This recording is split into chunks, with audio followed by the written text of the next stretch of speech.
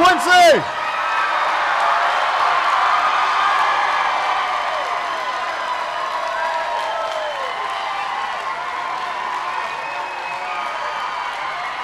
Hello, everybody!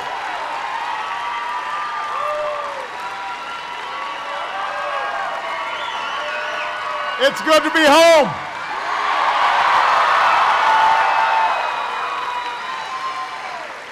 Yeah. It is good to be back in Quincy. Thank you, everybody. Thank you. It is good to be back in Quincy.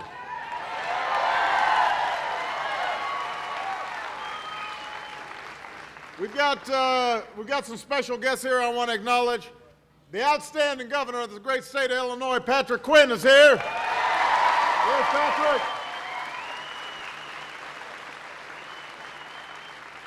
Your fine mayor, John Spring. Give him a big round of applause. Attorney General Lisa Madigan.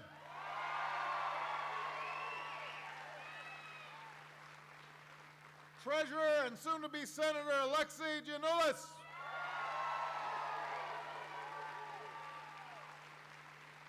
Secretary of State and Tumbler Supreme, Jesse White.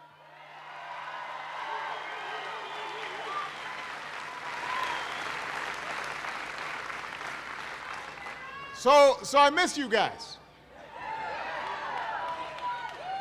You know, now being president's nice. You know, you got, you live above the store, so it's a really short commute. There's a nice plane. But one of the toughest things about being president is I don't get a chance to come home as much as I'd like and visit with all of you like I used to. I see a lot of familiar faces in the crowd here. Now part of the problem is that when I travel now, it kind of causes a ruckus.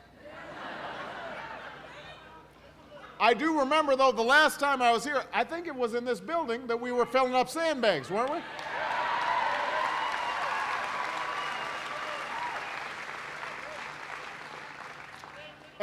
And I still remember that day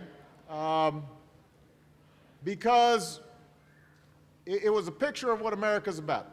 You had people from all different walks of life, the whole community coming together. Everybody was working hard. Everybody knew that there was a challenge coming from the potential flooding, but everybody was in good spirits because they figured if we're all working together, then there's no reason why we can't handle this. We've handled things before. And that's the American spirit on display.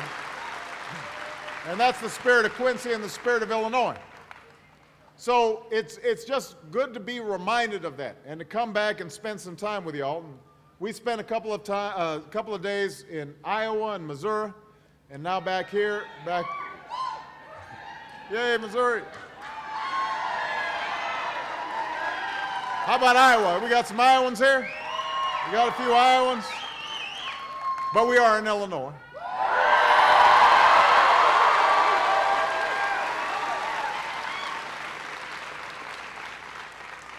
But over the last couple of days, we've talked to workers who are busy building wind blades for these big wind turbines and a biofuel plant, families and small business owners trying to navigate through a tough economy, talking to farmers about what's happening to family farms in the region. And because it's folks like all of you and towns like Quincy that give America its heartbeat, that's why it's so important for me to be able to visit. It's towns like this where working men and women built the American dream with their bare hands. You know, this is where our roots are. I just met a young man coming in. He says he's my cousin. There he is, right there. Seriously, it's what is it? Fourth generation? Four generations back. I told him he was a little better looking than me. But all of us trace back to this experience of parents, grandparents, great-grandparents building this American dream, not having much to begin with.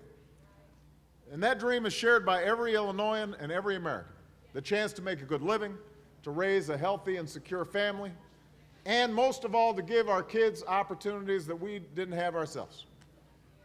Now, the truth is that sometimes it feels like that dream is slipping away.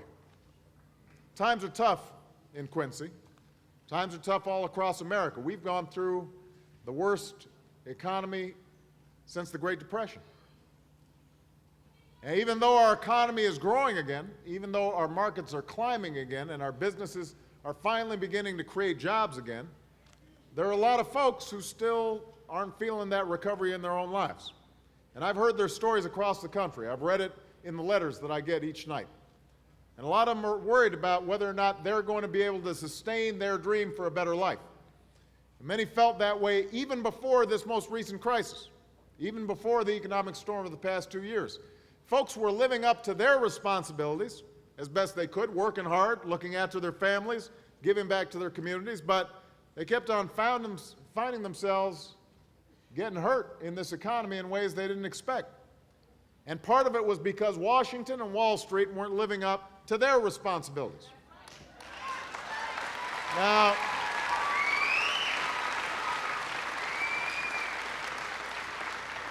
that's why I asked to be your president.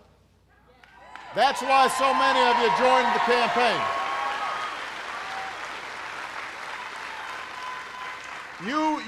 You joined me because you believed we had it within our power to change things.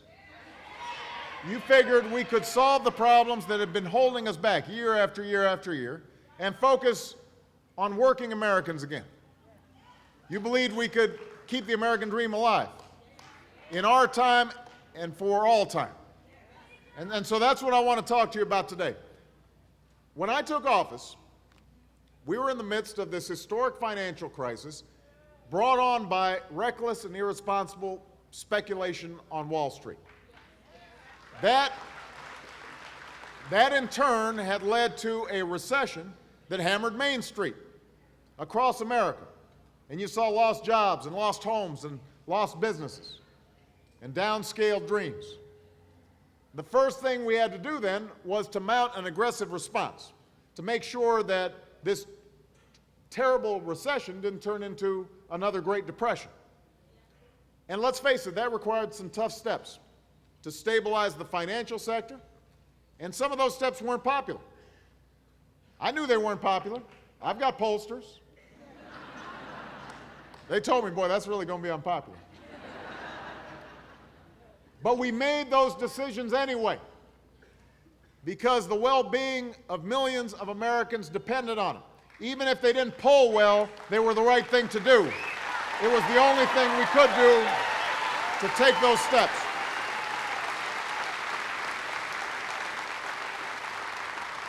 So we took these steps to get America back on its feet.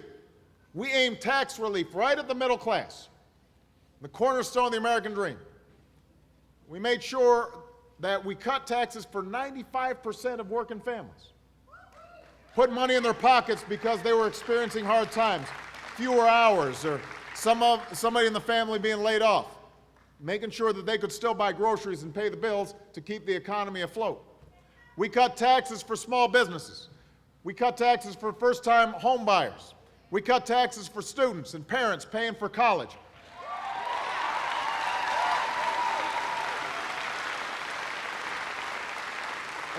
And all of this, not only did this help those individual families, but it increased purchasing power and spending power for businesses all across the country. And then we extended unemployment benefits. And we made COBRA cheaper for folks who had lost their jobs. And then we give help to the states, and Pat Quinn will tell you, because of the federal assistance that was provided, we averted some massive layoffs of teachers and police officers and firefighters all across the country.